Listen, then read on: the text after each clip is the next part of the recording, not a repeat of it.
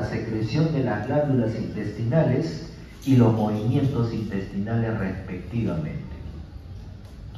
Entonces, el sistema nervioso se va a dividir en un sistema nervioso central que está formado por el encéfalo, cerebro y la médula espinal, ¿no? Y un sistema nervioso periférico que está a cargo de los 12 pares craneales, 12 nervios o 12 pares de nervios que salen del encéfalo y 31 pares de nervios que salen de la médula espinal.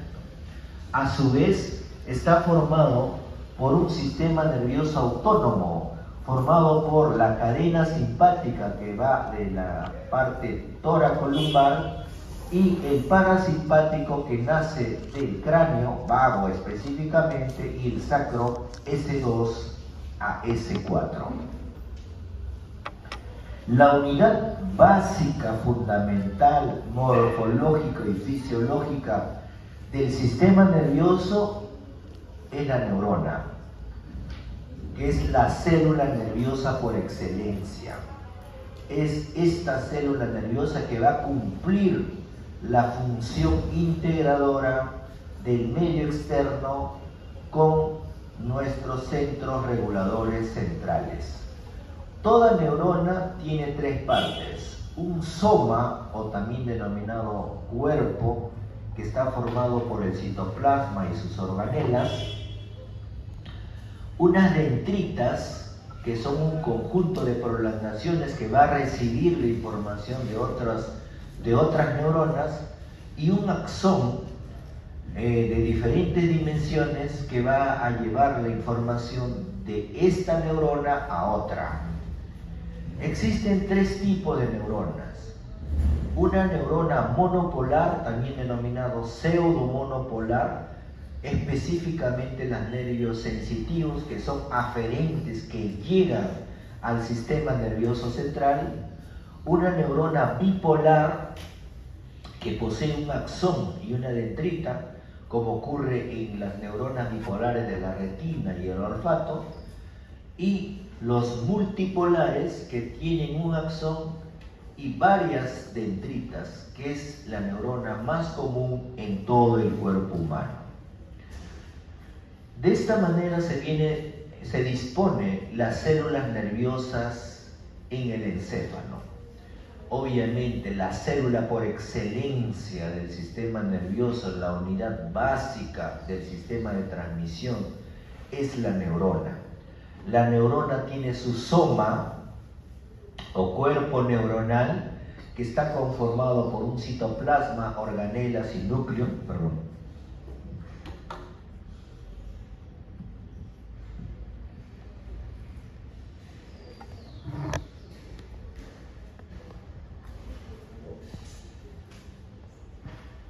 dendrocitos, pero en el sistema nervioso periférico es formado por las células de Schwann, ¿no? Las células de Schwann. Tiene dendritas que van a recoger la información de otras células nerviosas en este caso, ¿no? Además está formado por un conjunto de células que le van a brindar soporte y metabolismo, como son las glías o neuroglías, que la principal o el principal neuroglía es el astrocito. Este astrocito va a dar la arquitectura del sistema nervioso, porque va a dar nutrición y soporte a las neuronas, y es más, y es la que va a conformar la barrera hematoencefálico del sistema nervioso. Tiene otras células como la microglía, que es el equivalente de los macrófagos en los tejidos periféricos. Tiene las células ependimarias, que van a revestir los ventrículos y que se van a encargar de secretar líquido cefalorraquídeo.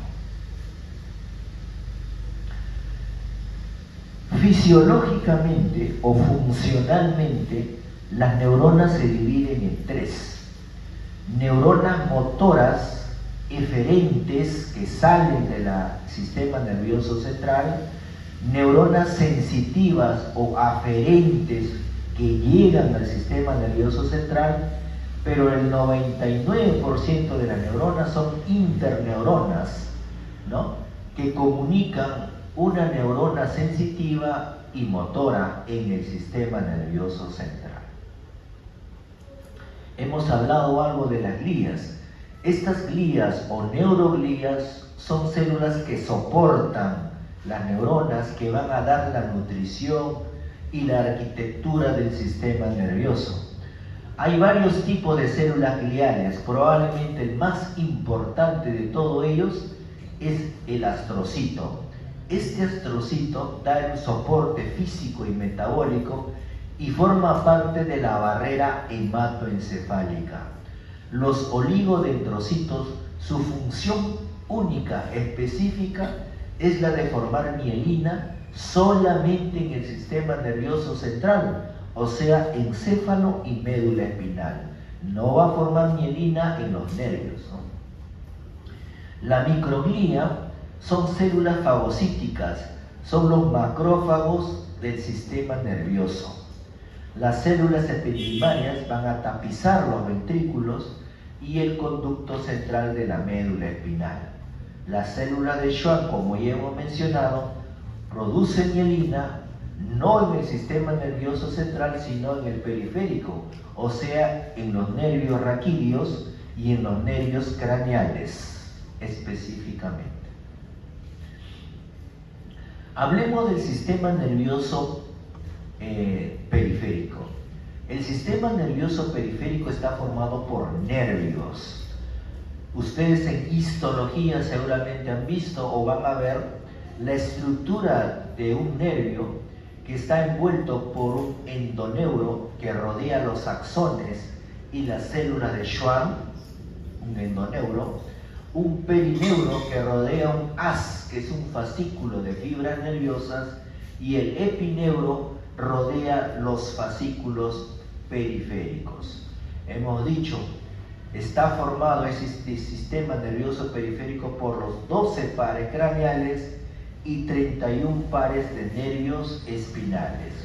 ¿Cuáles son los 12 pares craneales? 1, olfatorio. 2, óptico. 3, oculomotor. 4, patético. 5, trigémino. 6, abdúceno, motor ocular externo. 7, facial, con su bis, ¿no?, nervio intermediario de Risbeck. 8, vestíbulo coclear, cócleo vestibular o auditivo. 9, glosofaringio. 10, vago, 11, accesorio espinal. Y 12, hipogloso. Eso lo vamos a volver a repasar en neuroanatomía. No es nada difícil, seguramente les vamos a preguntar en la práctica. Solo es cuestión de recordarse. Ahora vamos a ver in situ esos nervios por dónde salen específicamente. Los 31 pares de nervios espinales son, ¿cuántos cervicales? 8. ¿Cuántos torácicos? 12. ¿Cuántos lumbares? 5. ¿Cuántos sacros? 5. ¿Cuántos coccigios?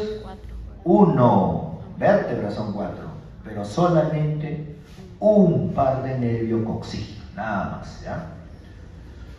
Este es un nervio, este es una fibra nerviosa. Cuando ustedes escuchan hablar de fibra nerviosa, es una neurona, una célula, ¿ok?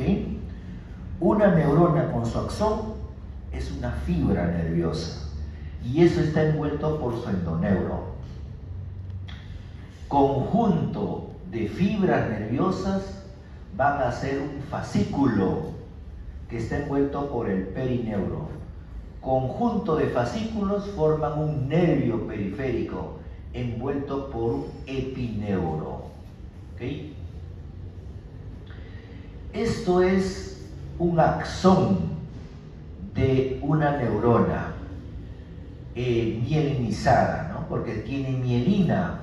La célula que lo va a formar va a ser el oligodendrocito en el sistema nervioso central, porque en el periférico, ¿quién lo forma? La célula de Schwann. Entre vaina de mielina y vaina de mielina están los nodos de Rambier, que ustedes ya lo conocen desde el colegio, ¿no?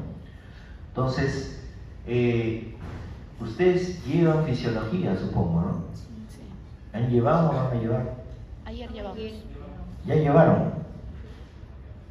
Ustedes saben que las fibras mielinizadas que tienen vaina de mielina tienen conducción más rápida. ¿Por qué? ¿Por qué? ¿Han llevado oficio? Ya deben saber. ¿No es la maduración de los nervios? La mielinización. ¿Por qué las fibras mielinizadas tienen una conducción más rápida de las amielinizadas, o sea, las que no tienen mielina? ¿Por qué es de conducción rápida? ¿Por qué? Porque el docente les dijo. Por la conducción saltatoria entre nodo y nodo. La mielina al final no importa. Lo que importa es el nodo, porque acá van a estar los canales de sodio, porque acá solamente se despolarizan. Acá y acá, por eso lo hacen mucho más veloz las fibras mielinizadas, ¿no? Meninges. ¿Han escuchado ustedes meninges? Que es la envoltura del sistema nervioso central. Solamente el sistema nervioso central tiene una envoltura llamada meninges. ¿Qué quiere decir esto? Que el sistema nervioso periférico no tiene meninges. Cuando hablamos del sistema nervioso central estamos hablando del encéfalo y de la médula espinal, que están envueltos por las meninges. Entonces, son tres capas que van a conformar estas meninges. La capa más externa y la más gruesa, por eso algunos lo dicen paqui, meninge, ¿no? Paqui viene de paquidermo, elefante, grueso, ¿no? La dura madre, que es la capa más gruesa y más externa, que está en contacto normalmente con el hueso, sea con la calota o con los agujeros vertebrales, que también hay hueso. Debajo de la dura madre hay una capa bien fina que parece tela de araña, por eso dice de arácnido, ¿no? En forma de tela araña, que es la aracnoides.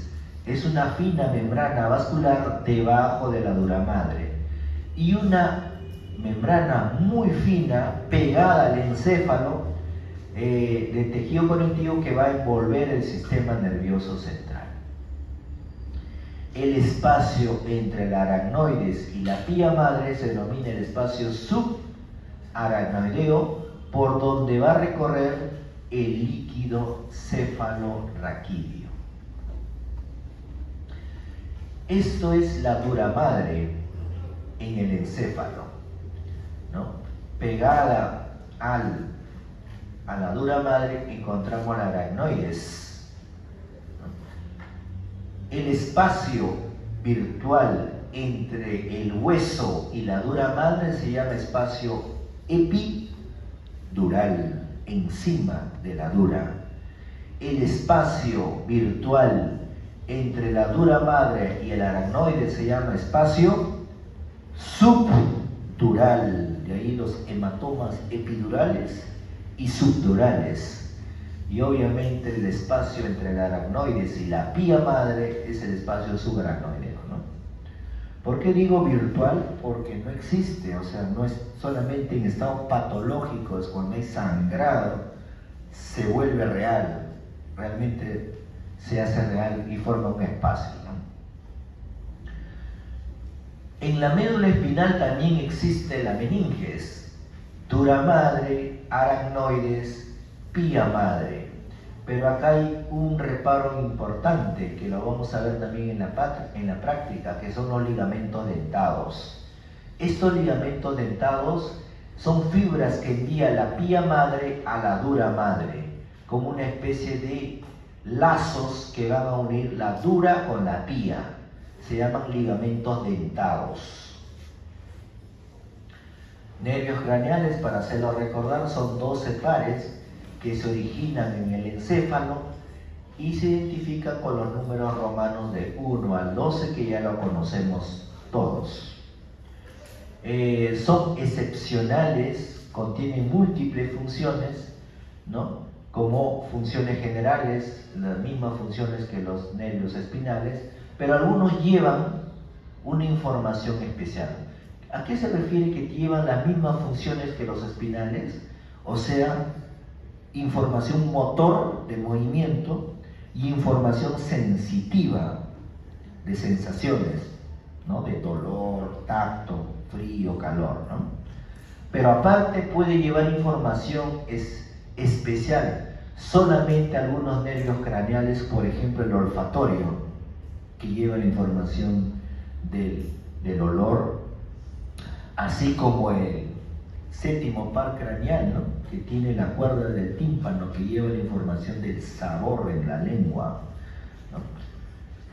Hay nervios aferentes y eferentes, como hemos visto, hay somáticos y viscerales que van a inervar la piel, el músculo esquelético, el músculo liso, el músculo cardíaco y las glándulas. Acá tenemos los pares craneales, ¿no? Primer par craneal, olfatorio, ¿no? Con su cintilla olfatoria. Es un nervio netamente sensorial, ¿no? No es un nervio motor, pues no, nadie con este nervio va a mover algún músculo.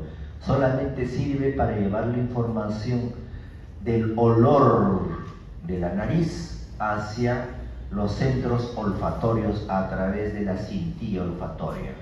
Acá tenemos el nervio óptico, segundo par craneal, nervio óptico, quiasma óptico, ¿no? A nivel del mesencéfalo. Oculomotor. Este oculomotor no solo sirve para el movimiento de los músculos, ¿no? Los músculos extraoculares, pero también inervan lo que es los músculos ciliares que producen midriasis y miosis, que es involuntario, ¿no? Llevan información involuntaria. El cuarto par es el troclear o patético, que va a inervar el oblicuo superior. El quinto par, que ya lo hemos visto hasta el cansancio, ¿no? Que tiene sus tres pares. Quinto uno es oftálmico, quinto 2 maxilar y quinto 3 mandibular, ¿no? Luego tenemos el sexto par craneal, abducen o motor ocular externo.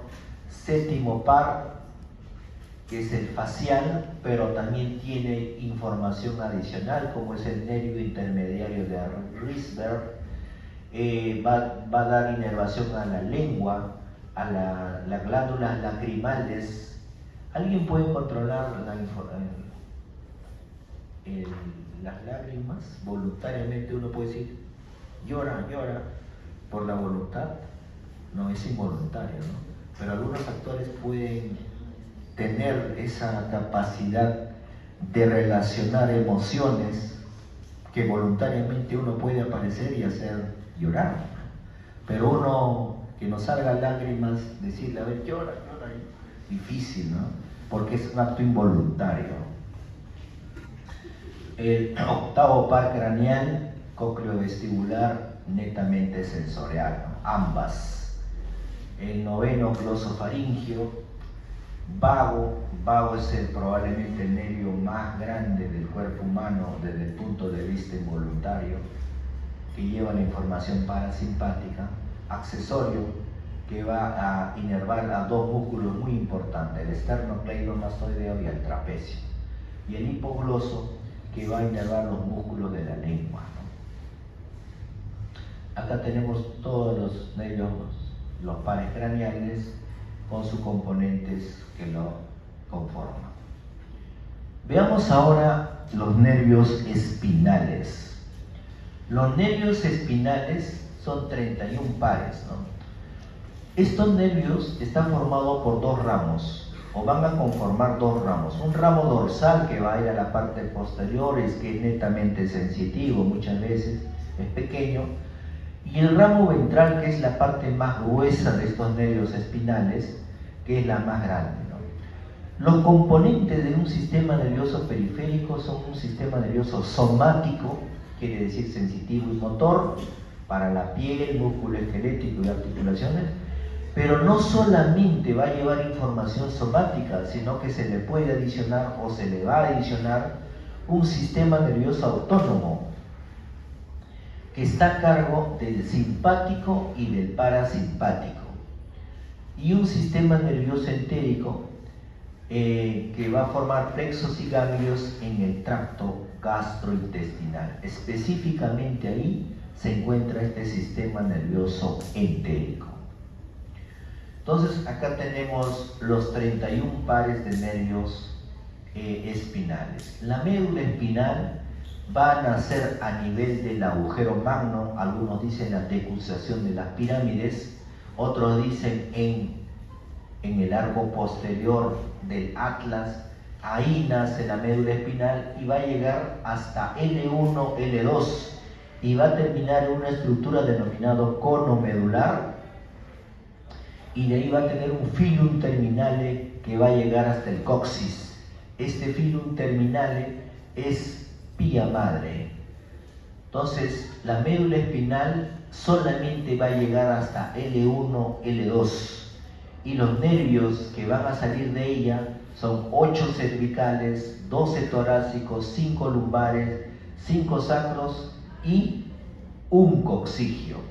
Los 10 últimos pares de nervios espinales van a formar lo que llamamos la cola de caballo o cauda equina, porque van a acompañar al filum terminale, ¿no? A la cauda equina.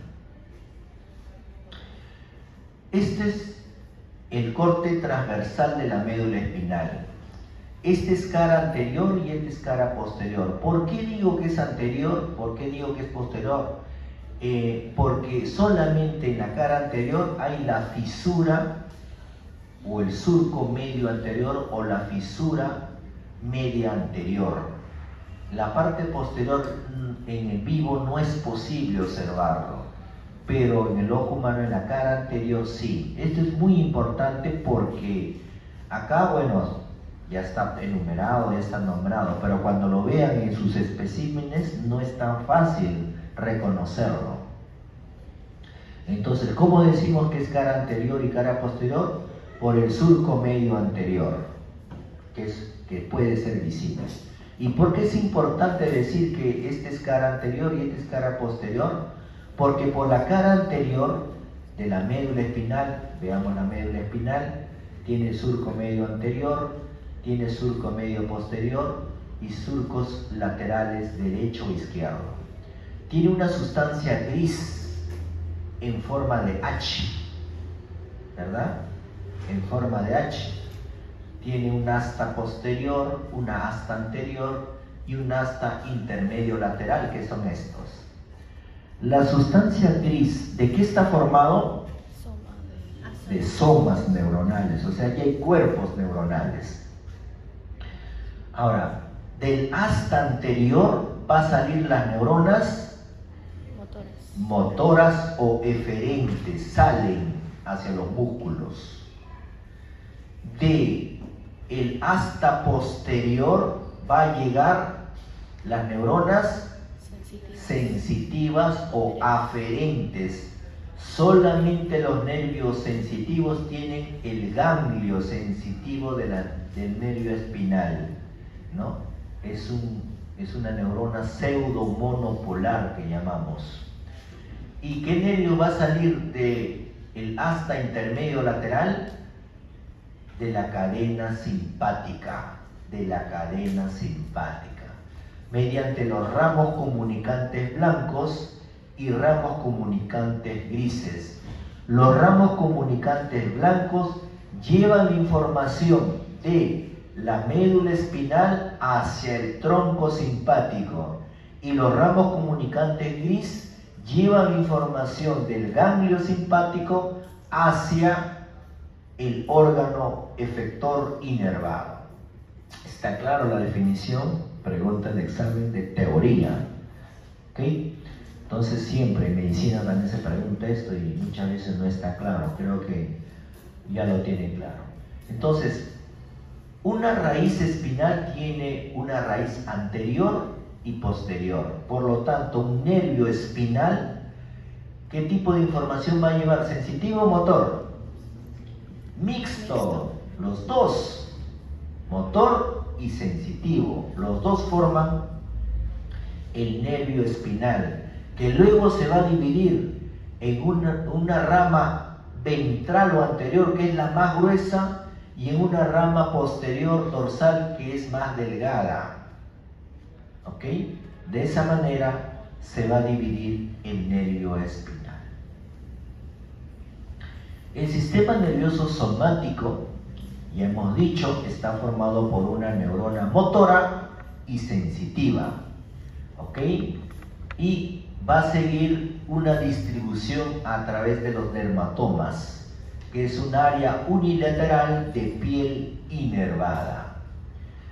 El sistema nervioso periférico también forma el sistema nervioso autónomo. El sistema nervioso autónomo es bineuronal, porque tiene una neurona preganglionar y una neurona postganglionar, y se va a dividir en dos: simpático y parasimpático. ¿Dónde encontramos los nervios simpáticos? En la columna toracolumbar, que seguramente lo hemos visto en los cadáveres, ¿verdad?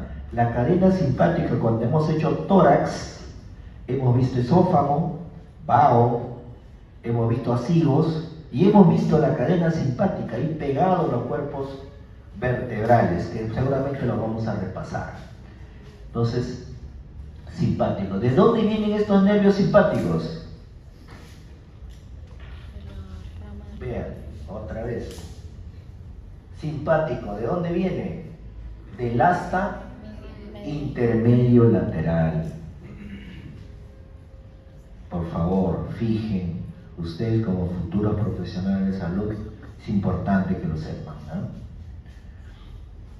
Entonces, la porción simpática viene de la región toracolumbar. Tiene nervios preganglionares que se sitúan en la sustancia gris, otra vez intermedio lateral de la médula espinal. Los axones salen en una raíz ventral y entran al nervio espinal por los ramos comunicantes blancos. Los nervios postganglionares pueden introducirse al nervio espinal por el ramo comunicante gris. El parasimpático es cráneo sacro. Obviamente, el nervio más grande del cuerpo que lleva la información parasimpático es vago, pero también lleva información el tercer par para la midriasis, miosis, séptimo par a través de la cuerda del tímpano, y el glosofaringio también para la información de los sabores de la lengua. Y el sacro a nivel de S2, S4, sobre todo para controlar los esfínteres anal y urinario, ¿no? Entonces, esta es la cadena simpática toracolumbar, ¿no? Que va a llevar la información simpática a casi todas las vísceras abdominales. Y la parasimpática es cráneo sacro a través del parasimpático, sacro, información parasimpática. Tenemos algunas estructuras que van a tener inervación autonómica, ¿no? Como el ojo, las glándulas lacrimales, la piel de gallina, es involuntario, las glándulas sudoríparas, cuando están a punto de dar examen empiezan a sudar y es voluntario, ¿pueden controlarlo? No se puede, ¿no? Porque tiene que ver mucho la parte afectiva, la parte emocional. De la misma manera los vasos periféricos producen vasoconstricción, por eso que cuando una persona hipertensa tiene una impresión muy fuerte, hace vasoconstricción y hace crisis hipertensiva. Tengan cuidado, paciente hipertenso, no le den malas noticias. Hace una crisis y puede tener un derrame cerebral, ¿no? De la misma manera el corazón, las arterias coronarias, los pulmones y el tubo digestivo llevan inervación autonómica. Veamos ahora el sistema nervioso entérico. Es la tercera división del sistema nervioso autonómico y se dividen en dos. Un plexo mioentérico de Auerbach. Mioentérico viene de músculo, ¿no? Músculo mioentérico de Auerbach, situado entre las dos capas musculares, ¿no? El CILE, ¿se acuerdan? Circular interna y longitudinal externa. En el medio se encuentra este plexo mioentérico de Auerbach. Por lo tanto, se van a encargar del peristaltismo intestinal, ¿no? ¿Saben lo que es? Ustedes seguramente van a trabajar con esto, ¿no? Una de las enfermedades de nuestros tiempos y en nuestro mundo occidental es el antiguamente llamado colon irritable, ahora ya se llama intestino irritable, que son enfermedades que tienen mucho que ver con la parte emocional. Entonces el paciente tiene un estrés, una depresión, una ansiedad y el intestino empieza a moverse o no moverse. Por eso o tienen diarrea o se estreñen, pero ahora hacen todo tipo de análisis y no tiene nada, porque es funcional, porque este plexo mioentérico responde a estímulos externos. ¿Ok? Entonces, ¿qué hacemos con esos pacientes? ¿Lo tratamos nosotros o el psicólogo o el psiquiatra?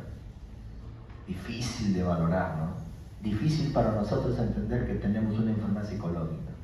Todos queremos tomar una pastilla y ya, que nos pase todo. Pero no es tan fácil, ¿no? No es tan fácil. Hay enfermedades que mucho influye el mundo externo, ¿no? El plexo submucoso de Meissner se encuentra situado en la submucosa, por lo tanto, este plexo submucoso de Meissner va a controlar la secreción de las glándulas intestinales, ¿no? Entonces, este sistema nervioso entérico tiene vínculos con el sistema nervioso autónomo para regular la secreción, absorción y los movimientos intestinales, ¿no? Entonces, acá tenemos el sistema nervioso autónomo, simpático, toracolumbar, parasimpático, cráneo sacro, ¿no? Cráneo sacro.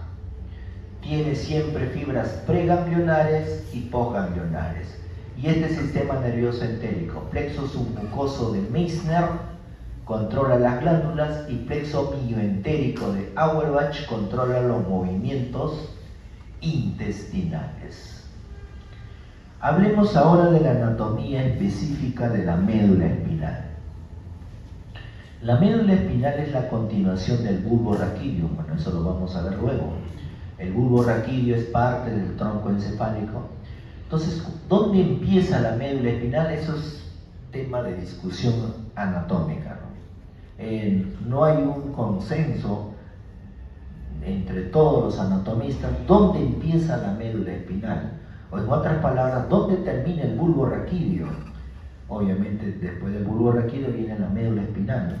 Como les he dicho, un reparo podría ser el agujero magno, que es el agujero del hueso occipital, que seguramente ya lo han visto, lo han corroborado.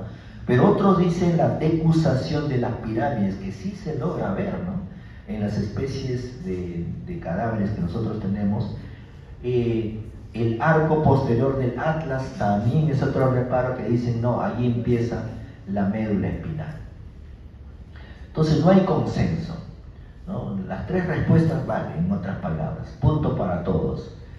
Es más ancho en la región cervical, porque ahí nace el plexo braquial, que ya lo han visto, y se ensancha también en la región lumbar, donde está el plexo lumbosacro, ¿no? Ahora, ¿dónde termina la médula espinal? Eso sí, no hay discusión. Termina en una región cónica llamado cono medular. ¿Dónde la encontramos? Entre L1 y L2, ¿no? Y debajo de esto va a formar la cola de caballo. El filum terminal es la continuación del cono medular y es una parte de la pía madre, ¿no? Acá tenemos lo que forma, que ya le hemos dicho, y todos los nervios espinales tienen una raíz dorsal y ventral. Otra vez la misma imagen, agujero magno, L1, L2, cono medular, filum terminale, caudequina, 8 nervios cervicales, 12 nervios torácicos, 5 nervios lumbares, 5 sacros y un coccigio, ¿no? ¿Cómo es un nervio espinal típico? Un nervio espinal típico puede ser un nervio periférico somático con un soma en el asta anterior, obviamente T-motor, que envía un axón mielinizado por la raíz ventral y termina en la unión neuromuscular. Motor, eferente. La neurona sensitiva es pseudomonopolar que reside en el ganglio y envía su acción hacia el asta posterior de la médula espinal, aferente, recoge la información del medio externo. Cada nervio espinal forma dos ramos, un ramo dorsal más pequeño, sensitivo, y un ramo ventral más grande, más lateral y más ventral, ¿no? Esto lo vamos a ver nosotros tanto en maquetas como en los especímenes, ¿no?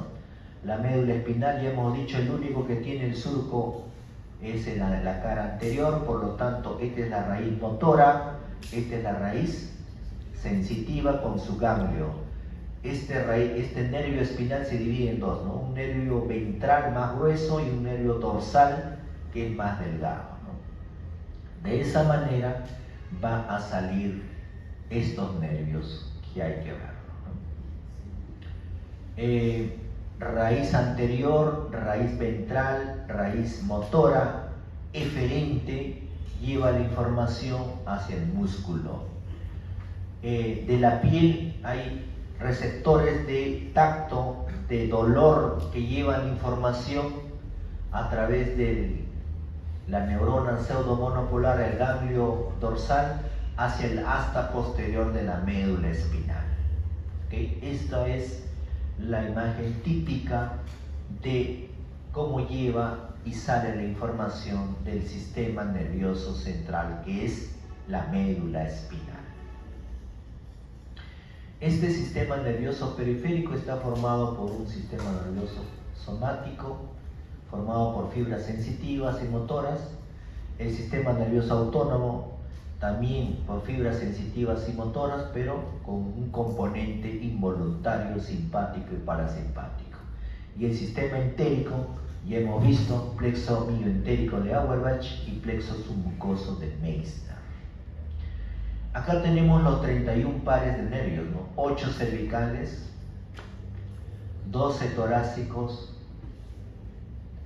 5 lumbares, 5 sacros y un coccigio. Los 10 últimos nervios van a formar la cola de caballo o caudequina, que lo vamos a ver también, ¿no? ¿Qué son los dermatomas?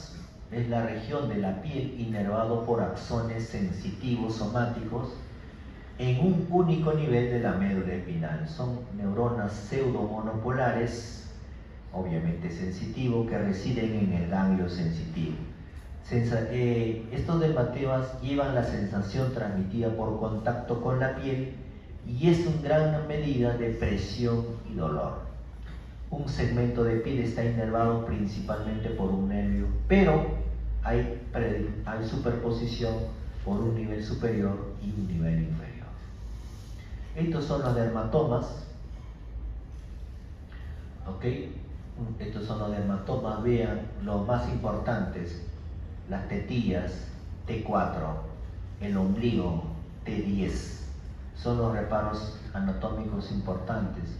Por ejemplo, viene un politraumatizado, se golpeó la columna vertebral con posible fractura de columna vertebral y no siente. Nosotros le pellizcamos la cara, sí siente, el cuello sí siente, el pecho sí siente, pero a partir de debajo de la tetilla ya no siente nada. ¿Dónde ha sido la lesión? A nivel de la vértebra T4. O sea, para eso nos sirve este tipo de información de los dermatomas. Ahí tenemos los dermatomas, ¿no? T4 pezón, T10 ombligo, T12 ligamento o región inguinal. Y meninges, que ya hemos visto, solamente para recordarles que la dura madre es la cubierta externa gruesa, inervada, es la que duele, llega hasta S2 y termina con un saco dural, ¿no? El espacio epidural entre el hueso y la dura madre. La aracnoides es una fina membrana en forma de telaraña avascular debajo de la dura madre, también termina en S2. Y la pía madre, que es una delgada capa interna transparente que cubre la médula espinal. Hemos dicho ligamentos dentados que van a unir la pía madre a la dura madre, ¿no? Acá lo tenemos, dura madre, aracnoides, pía madre. Acá tenemos el ligamento dentado que va a unir la pía madre con la dura madre. Solamente hay en la médula espinal, en el encéfalo no hay. Sección de una cuerpo vertebral, apófisis transversa, apófisis espinosa. Tenemos la médula espinal cubierta por sus meninges, ¿no? Cubierta por sus meninges. El espacio suprarraquideo y los plexos coroideos. El líquido cefalorraquídeo llena el espacio suprarraquideo, ¿no? El líquido cefalorraquídeo circula a través de los ventrículos encefálicos, luego accede al espacio subaracnoideo a través de los agujeros laterales de Luschka y de Magendie que se encuentran en el cuarto ventrículo. El líquido cefalorraquídeo es secretado por los plexos coroideos y es absorbido por las granulaciones aracnoideas. En promedio, se secreta 500, o sea, medio litro al día de líquido cefalorraquídeo que tiene por función soportar y amortiguar la médula y el encéfalo. Acá tenemos la dura que va a formar el seno venoso longitudinal superior, el seno recto. Tenemos el lóbulo frontal, lóbulo parietal, el lóbulo occipital, el cuerpo calloso, el septum pellucidum, el fornix. Este es el diencéfalo que lo vamos a ver. Ahora, el líquido cefalorraquídeo se forma en los plexos coroideos de los ventrículos a nivel de las células ependimarias. Va a formar, ¿cuántos ventrículos hay? 4 ventrículos, ¿no? El primero y segundo ventrículo se encuentran en el lóbulo derecho, o digo, hemisferio derecho y hemisferio izquierdo. ¿Cuál es 1? ¿Cuál es 2? Por convención el 1 es el derecho y el 2 es el izquierdo. De ahí pasan al tercer ventrículo. ¿Dónde se encuentra ubicado el tercer ventrículo? Entre los dos tálamos. El espacio entre el tálamo derecho y el tálamo izquierdo, ese es el tercer espacio. Entonces, de los ventrículos laterales al tercer ventrículo se comunica por el agujero de Monroe. Del tercer ventrículo va a pasar al cuarto ventrículo, ¿qué es esto? Del tercer ventrículo al cuarto ventrículo van a atravesar el acueducto de Silvio, que se encuentra en el mesencéfalo o cerebro medio. Y del cuarto ventrículo va a pasar al espacio subaracnoideo, atravesando los conductos de Luschka y de Magendie en el cuarto ventrículo. Esta es una imagen de resonancia magnética donde vemos la médula espinal, ¿no? In situ.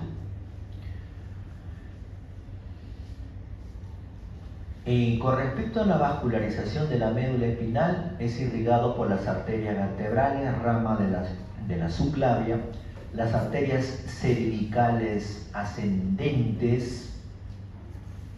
Las arterias cervicales ascendentes son algunas ramas de las intercostales posteriores que vienen de la aorta, las arterias lumbares también de la aorta, las arterias sacras laterales también, algunas de ilíaca, otras de la aorta. Y hay una única arteria espinal anterior y 2 arterias espinales posteriores que se originan en las arterias vertebrales. La mayor de las ramas segmentarias es la arteria de Adam-Kiewicz en la parte lumbar, que es rama de la aorta, ¿no? Esta es la irrigación de la médula espinal, el cargo de las arterias vertebrales algunas de la aorta a través de las intercostales y la arteria lumbar ascendente o de Adam-Kiewicz, que es también rama de la aorta.